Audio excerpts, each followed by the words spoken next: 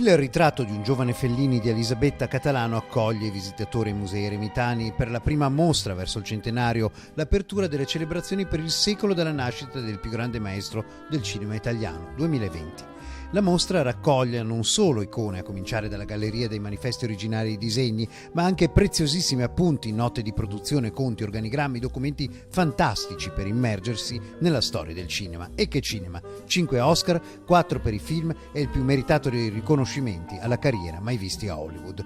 Il Leone di Venezia campeggia sovrano e lussuoso, viene da Casanova, la pellicola che con Donna Sutherland più celebra i colori della Serenissima, congeniale al maestro, supportati da costumi splendidi, lui romagnolo ma assorbito anche dalla pianura verso foschie comuni a Emilia, Romagna e Veneto. Dico che una connotazione che non mancava mai nei film di Federico era il rumore del vento e la nebbia, che sono tipiche, come ha detto lei, anche della pianura padana, no? Sono degli elementi che probabilmente lui, anche se è partito dalla Romagna che aveva solamente 19 anni, li ha poi ricreati sempre dentro il suo Teatro 5. Abbiamo chiesto a Francesca, nipote del maestro, un suo personale trailer. Perché vedere Amarcord se non lo si è mai visto? Amarcord è stato amato in tutto il mondo perché Federico, insieme a Tonino Guerra, è riuscito a raccontare la storia di un borgo